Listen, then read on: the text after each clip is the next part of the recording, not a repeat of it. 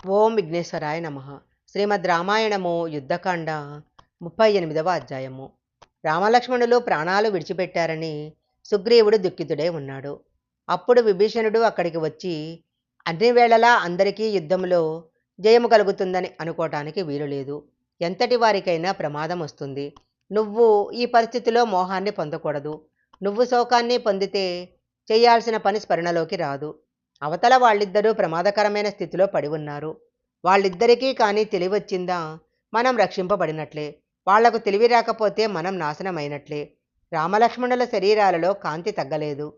అంగుళం మేర కూడా విడిచిపెట్టకుండా బాణాలతో కొట్టేసినా తట్టుకోగలిగిన బలము మనోధైర్యము వాళ్లకున్నాయి అని చెప్పి పారిపోతున్న వానర సైన్యాన్ని వెనక్కి తీసుకురావటానికి వెళ్ళాడు. కొంతసేపటికి విభీషణుడు సైన్యంతో తిరిగొచ్చాడు. అప్పటికీ రామలక్ష్మణులు ఇంకా కింద పడిపోయి ఉన్నారు. అప్పటిదాకా సుగ్రీవుడికి ధైర్యం చెప్పిన విభీషణుడు ఈ పరిస్థితిని చూసి, నేను ఈ రాముడి మీద లక్ష్మణుడి మీద ఆశ పెట్టుకున్నాను. రామలక్ష్మణులను ఆశ్రయిస్తే నాకు రాజ్యం లభిస్తుంది అనుకున్నాను. కానీ రామలక్ష్మణులే యుద్ధంలో నిహతులైపోయారు. ఇక నాకెవరు దిక్కు? మా అన్న నన్ను విడిచిపెట్టడు. నాకు ఈ లోకంలో ఎక్కడా రక్షణ దొరకదు. నేను చాలా దురదృష్టవంతుడిని అని బాధపడ్డాడు. విభీషణుడు అలా మాట్లాడేసరికి అప్పటి వరకు అక్కడ నిలబడ్డ వానర సైన్యం పారిపోవడం మొదలుపెట్టింది. అప్పుడు అంగదుడు అక్కడికి వచ్చి, ఇంత సిగ్గు లేకుండా వానర సైన్యం ఎందుకు పారిపోతుంది అని అడిగాడు. అప్పుడు వాళ్ళు ఇలా అన్నారు, మేము రామలక్ష్మణుడు పడిపోయారని పారిపోవటం లేదు, ఎక్కడైనా ఇంద్రజిత్ వస్తాడేమో అని పారిపోతున్నాము అన్నారు. ఇలా పారిపోవడం అన్నది చాలా భయంకరమైన విషయము. మీరందరూ వెనక్కు రండని ఆ వానర సైన్యాన్ని అంగదుడు వెనక్కు తీసుకొచ్చాడు. ఆ సమయంలో ఇంద్రజిత్ లంకానగరానికి చేరుకొని రావణుడితో, మీరిక భంగపడాల్సిన అవసరం లేదు. రామలక్ష్మణులను నేను సంహరించాను. నేను నిర్మించిన నాగాస్త్ర బంధనం చేత ఆ ఇద్దరూ యుద్ధభూమిలో పడిపోయి ఉన్నారు. వాళ్ళిద్దరూ మరణించారు. ఇక మీరు ప్రశాంతంగా ఉండండి అన్నాడు. ఆ మాట వినగానే రావణుడు అపారమైన సంతోషం పొంది అక్కడున్న భటులను పిలిచి, యుద్ధానికి వచ్చిన రామలక్ష్మణులు నా కుమారుడైన ఇంద్రజిత్ చేత సంహరింపబడ్డారు. వెంటనే లంకంతా తోరణాలు కట్టండి, బేరీలు మ్రోగించండి, అందరూ సంతోషించేటట్లు పెద్ద ఉత్సవం చెయ్యండి అని ఆజ్ఞాపించాడు. తరువాత అక్కడ ఉన్న రాక్షస స్త్రీలను పిలిచి, ఒకసారి అశోకవనానికి వెళ్ళి సీత దగ్గరికి వెళ్ళండి. సీతని పుష్పక విమానం ఎక్కించి యుద్ధభూమిలోకి తీసుకెళ్ళండి. యుద్ధభూమిలో మరణించిన రామలక్ష్మణులను సీత చూస్తుంది.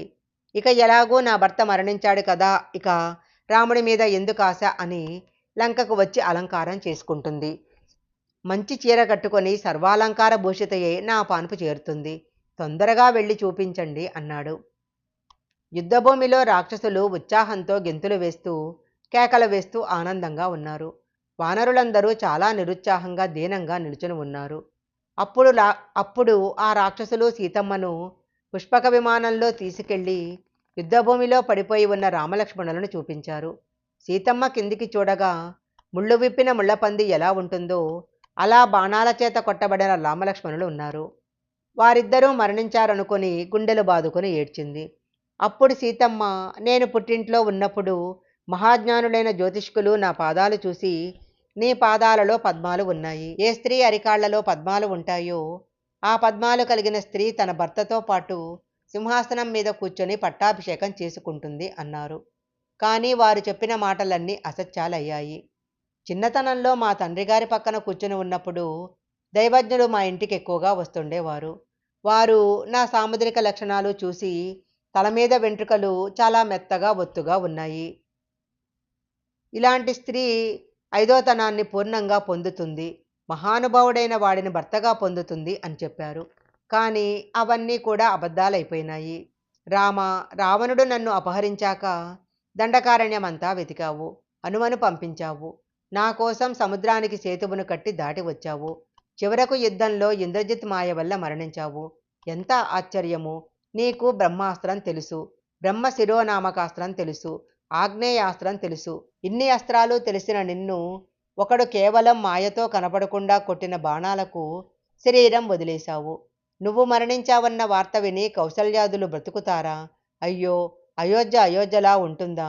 నువ్వు ఇన్ని కష్టాలు పడటానికి, శరీరం విడిచేయటానికి నన్ను పెళ్లి చేసుకున్నావు. నువ్వు నన్ను చేసుకోకపోతే చాలా బాగుండేది. అని సీతమ్మ ఏడుస్తుంటే పుష్పకంలో ఉన్న త్రిజట చూడలేకపోయింది. అప్పుడు త్రిజట, ఏడవకు, రామలక్ష్మణులు మరణించలేదు, వాళ్ళిద్దరూ సజీవంగా ఉన్నారు. నేను నిన్ను ఓదార్చటానికి ఈ మాటలు చెబుతున్నా అని అనుకోకు. నేను నీకు రామలక్ష్మణులు బ్రతికున్నారని చెప్పటానికి ఒక బలమైన కారణం ఉంది. భర్త మరణించిన స్త్రీ ఈ పుష్పక విమానం ఎక్కితే అది పైకి ఎగరదు. నువ్వు పుష్పకంలోకి ఎక్కగా ఇది ఆకాశంలో నిలబడిందంటే నువ్వు సౌభాగ్యవతివని అర్థము. యోధుడైన వాడు నిజంగా శరీరాన్ని విడిచిపెడితే సైన్యాలు ఇలా నిలబడవు. ఎవరి మానాన వాళ్ళు పారిపోతుంటారు. రామలక్ష్మణుల ముఖంలో కాంతి ఏమాత్రం తగ్గలేదు. కొద్దిసేపు మూర్ఛపోయారింతే. కొద్ది కాలంలో రావణుడి 10 తలలు పడిపోయి ఇదే పుష్పకంలో రాముడితో కలిసి నువ్వు అయోధ్యకు వెళ్ళిపోతావు. రాక్షస స్త్రీకి నా మీద ఇంత ప్రేమ ఎందుకు అనుకుంటావేమో. నిన్నిక్కడికి తీసుకొచ్చినప్పటి నుంచి నిన్ను చూస్తున్నాను. నీ ప్రవర్తన చేత, నీకు భర్తంటే ఉన్న ప్రేమ చేత నాకు నువ్వంటే విపరీతమైన ప్రేమ ఏర్పడింది. అందుకే నీకెప్పుడూ మంచి చెయ్యాలని చూస్తుంటాను. ఇంతకు ముందెన్నడూ నేను అబద్ధం చెప్పలేదు. ఇక ముందెప్పుడూ అబద్ధాలు చెప్పను. రామలక్ష్మణులు జీవించి ఉన్నారన్నది నేను చెప్పిన పరమసత్యము. నువ్వు బెంగ పెట్టుకోకు అన్నది. తరువాత పుష్పక విమానాన్ని అశోకవనానికి తీసుకువెళ్ళి దింపేశారు.